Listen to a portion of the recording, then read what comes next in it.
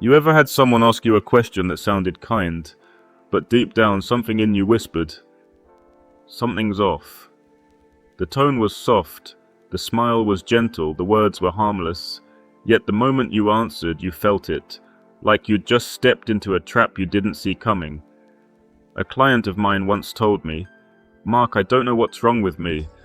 Every time I talk to my partner, I end up apologizing, even when I didn't do anything wrong." She wasn't crazy, she was being manipulated through questions that sound innocent but are designed to control your emotions, twist your logic, and slowly make you doubt your own instincts. And that's what we're talking about today. See, deception doesn't always shout, it doesn't always come with yelling or accusations. Most of the time it comes wrapped in charm, polite, calm, and reasonable. It hides in the quiet pauses, in the way someone tilts their head and says, "Why are you being so sensitive?" Or, "You trust me, don't you?" It's subtle, but it's powerful, and if you don't see it for what it is, it can drain your confidence until you start questioning yourself instead of questioning them. The Stoics understood this game long before psychology gave it a name. Seneca, Epictetus, Marcus Aurelius, they saw the same patterns in human nature 2,000 years ago. They knew that liars rarely attack head-on. Instead, they plant seeds of doubt in your mind, and then step back, watching as you slowly turn against yourself. That's how manipulation wins, not through force, but through confusion. And maybe you felt it too, maybe at work, when you pointed out something wrong and someone laughed, saying, "Relax, you're overreacting." Or in a relationship, when you tried to express your needs, but they twisted it into, "You're just being too sensitive." At first you think they might be right, but after a while you realize they're not trying to understand you, they're trying to control the story. I've spent years coaching people who struggle with this, intelligent, empathetic people who keep getting caught in emotional traps. And here's what I've learned: manipulators don't win because they're smarter. They win because they know how to make you doubt your own clarity. That's where Stoicism becomes a weapon, not against others, but for yourself. Because the Stoics didn't teach emotional coldness, they taught emotional clarity. They didn't say, "Don't feel." They said, "Don't let your feelings make you blind." And once you see through the trick, you're free. When Marcus Aurelius wrote in his private journal, "If someone shows me I am wrong, I will gladly change, for I seek the truth, not to be right." He wasn't talking about weakness. He was describing unshakable strength, the kind that stays calm even when others try to twist your mind. So today, I want to walk you through 7 questions, 7 sentences that liars and manipulators use to test your awareness, disarm your defenses, and take control of the conversation. But we're not going to just expose them, we're going to learn how a Stoic, a person trained in emotional discipline and truth, would respond to each one. You'll see that Stoicism isn't about detachment, it's about defense, the kind that keeps your peace untouchable even when someone tries to shake it. It's the art of staying centered when someone else wants to pull you off balance.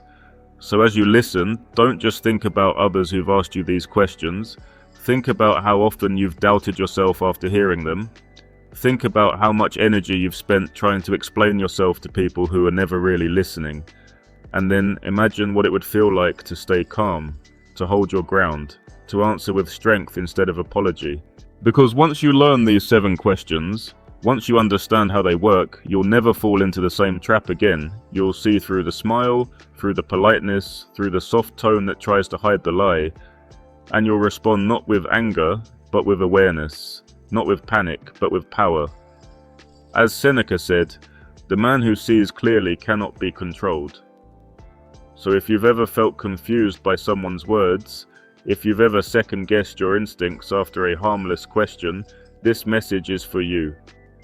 It's time to learn how manipulators play their games, and how the Stoic mind turns every trick into truth. Stay with me until the end, because once you see what's coming, you'll never be caught off guard again. You'll walk through their storms untouched, calm, clear, and completely in control. Let's get right into it. You've probably heard at least one of these questions before. Maybe not all of them, but enough to recognize the pattern, that subtle tightening in your chest when something sounds wrong, even though the words seem harmless. That's your intuition talking, your inner Stoic whispering. Pay attention. 1. Why are you being so sensitive? This one's the classic opener, smooth, disarming and cruelly effective. Because it doesn't just dismiss what you feel, it turns your awareness into a flaw. I've seen this play out hundreds of times in therapy rooms, board meetings, marriages. You point out a boundary, express discomfort, or simply say, "That felt disrespectful," and suddenly you're the problem. You're overreacting. You're too emotional. Why are you so sensitive? What's really happening here is not empathy, it's deflection. They're trying to convince you that your perception can't be trusted, so you start apologizing for seeing clearly. But Stoicism teaches us that self-awareness is strength, not weakness. Marcus Aurelius wrote this: "If someone shows me I am wrong, I will gladly change, for I seek truth, not pride." A person who truly respects you doesn't mock your perception, they engage with it. So next time someone says, "Mitchell, you're too sensitive," take a calm breath, meet their eyes and say, "I'm not being sensitive. I'm being perceptive," and just like that the power shifts. Because manipulators expect emotion, not composure. They feed on guilt, but reason starves them. 2. You trust me, don't you? This one sounds warm, even loving, but make no mistakes, it's not a question, it's emotional blackmail disguised as closeness. When someone truly deserves your trust, they never need to ask for it. Their actions, consistency, and honesty make the question unnecessary, but manipulators use this phrase to shut down your intuition, to make you feel guilty for doubting them. It's the partner who hides their phone but whispers, "You trust me, right?" It's the co-worker who won't show you the numbers but insists, "Come on, you trust me." They don't want trust. They want blind obedience. Epictetus said, "It is impossible to learn what you think you already know." If you already assume someone is trustworthy without evidence, you've stopped learning. And that's where deception grows. So when someone asks, "You trust me, don't you?" stay calm, don't flinch, and answer with reason. Trust is something we build through actions, not words. Are you asking me to stop paying attention?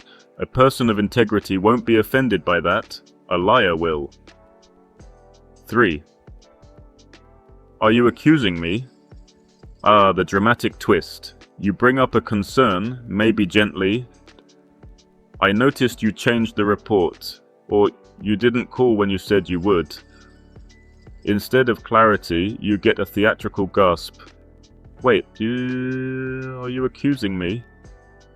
Suddenly you're not the observer anymore, you're the villain. You start explaining yourself, clarifying your tone, backtracking to avoid conflict, and just like that, you hand them your power. Marcus Aurelius warned about this when he said, "The best answer to anger is silence." Not because silence is passive, but because it refuses to play someone else's emotional game. When someone throws that question at you, "Are you accusing me?" Pause. Take 3 slow breaths, then calmly say, "Should I be?" That one line turns the mirror back around. Because innocent people welcome clarity, only the guilty fear questions.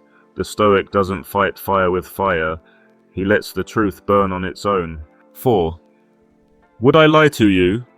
This one is wrapped in silk but hides a blade. It's not a genuine question, it's a performance designed to make you feel cruel for even doubting them. I once coached a woman who discovered her boyfriend had been hiding debt. When she confronted him, he didn't deny it right away. He just looked at her and said, "Would I ever lie to you?"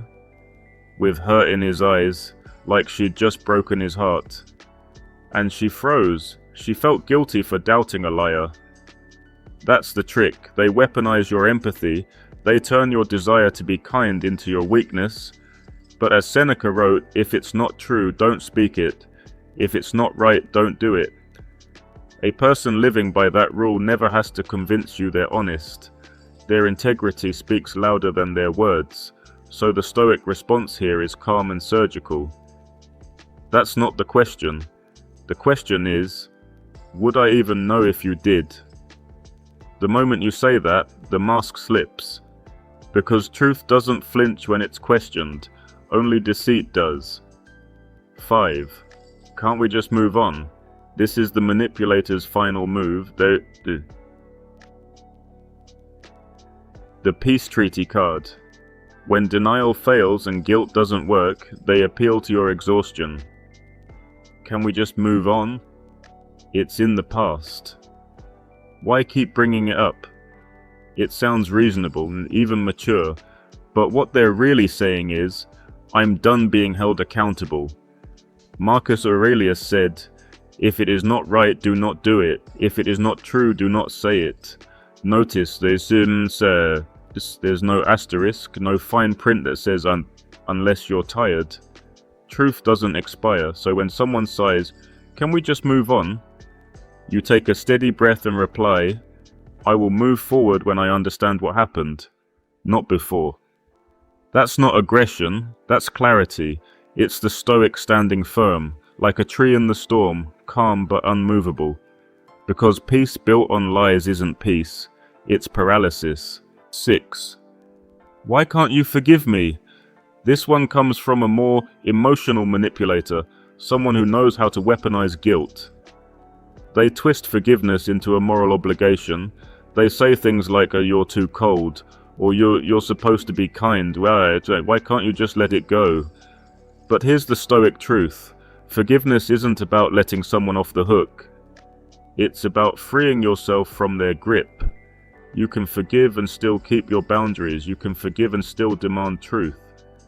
I had a client once who forgave her friend over and over for borrowing money, lying, breaking promises. She said, I keep forgiving because I want to be a good person. And I told her, you are. But forgiveness without accountability isn't virtue, it's avoidance. A Stoic forgives to cleanse the heart, not to enable the liar. So when someone asks why can't you forgive me? You look at them gently and say, I can forgive you, as Stoic do. But that doesn't mean I'll forget what you chose to do. Compassion doesn't mean amnesia. True forgiveness is remembering the lesson, not repeating the mistake. 7. I was just joking. You don't have a sense of humor. This one's sneaky. It hides inside laughter. It's how manipulators disguise cruelty as comedy. They make a cutting remark, watch your face fall, then quickly retreat behind a grin. Relax, I was just kidding. What they're really saying is, I get to disrespect you, and if you don't like it, that's your fault. But the Stoic doesn't take the bait. He doesn't laugh to fit in, and he doesn't lash out to prove a point. He simply stands in truth. Epictetus said, what upsets people is not things themselves, but their judgments about them. You can't control their jokes, but you can control your response. So next time someone hides behind humor, just smile calmly and say, if your joke hurts people, it's not funny. It's disrespect, that's not confrontation. It's clarity. Because kindness without truth is just fear wearing a smile. Each of these 7 questions is a test, not of your intelligence, but of your emotional discipline. Manipulators thrive in chaos. They need you to react, defend, and over-explain. But the moment you stop feeding their need for control, the game ends. A Stoic doesn't fight fire with fire. He fights illusion with awareness. He doesn't yell to be heard. He listens to see clearly. In a world where everyone's shouting to prove they're right, silence becomes power. Because silence is where reason lives, and reason can't be manipulated. I've seen people transform when they finally grasp this.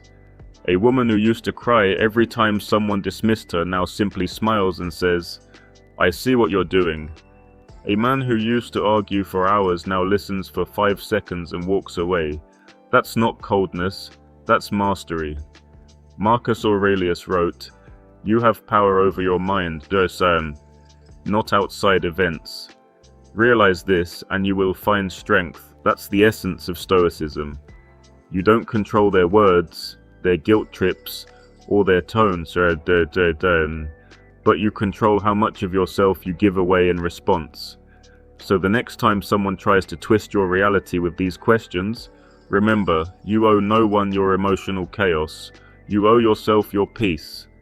When they say you're too sensitive, know it means you're perceptive. When they say, "You don't trust me," remember, trust is earned, not demanded. When they say, "Let's move on," remind them, truth comes before closure. And when they say, "You've changed," smile, because that's exactly what growth looks like. You made it through 7 questions, 7 traps that once had the power to shake you, but not anymore. Now you see them for what they are, not conversations but games. Games meant to pull you into guilt, confusion, and self-doubt. And the moment you recognize that, you take your power back. Because manipulation can only work when you don't know who you are, when you still crave approval, when you still fear being misunderstood. But once you start living by Stoic principles, once you choose awareness over reaction, the game ends. They can talk, twist, accuse, and laugh, but none of it reaches you anymore. You've outgrown the battlefield. You see, the Stoics never promised a world without deceit. They promised a mind strong enough to stay clear in the midst of deceit. Marcus Aurelius ruled an empire filled with liars, flatterers, and manipulators, yet he never became one of them. He wrote, "Waste no more time arguing what a good man should be. Be one that's the heart of it. You don't need to argue with manipulators. You just need to embody truth so deeply that their lies can't stick to you. When you stop reacting, you confuse them. When you respond calmly, you disarm them. And when you walk away with peace in your eyes, you defeat them completely.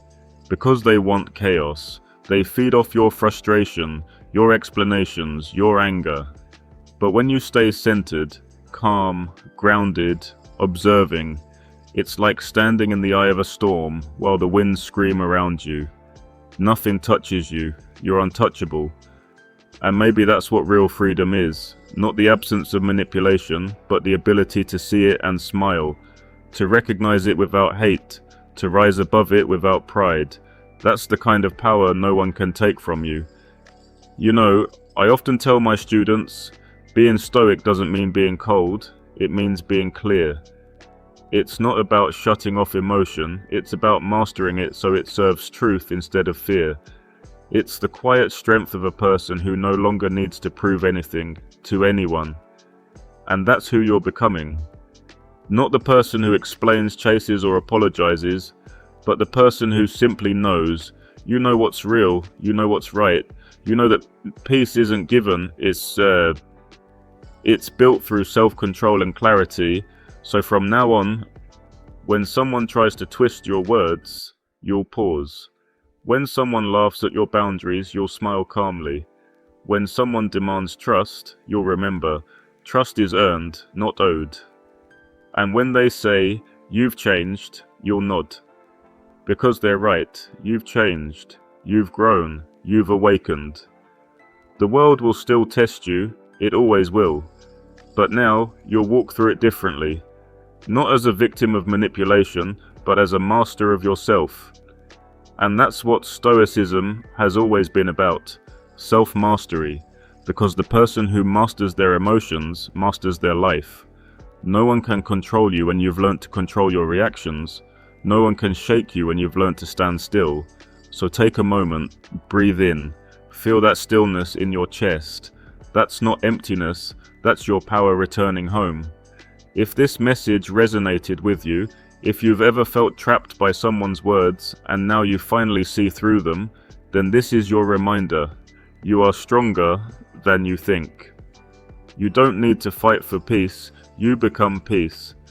And if you're ready to keep walking this path, the Stoic path of awareness, calm and truth, then join us.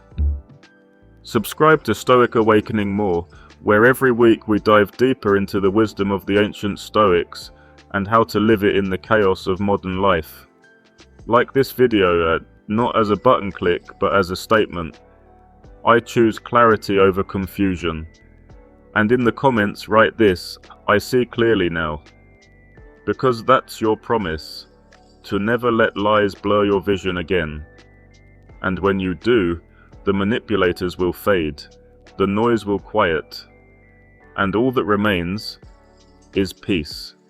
You've seen the truth, you've reclaimed your power, and now you walk as the Stoics did, calm, awake, and utterly free. Welcome to your clarity, welcome to Stoic Awakening More.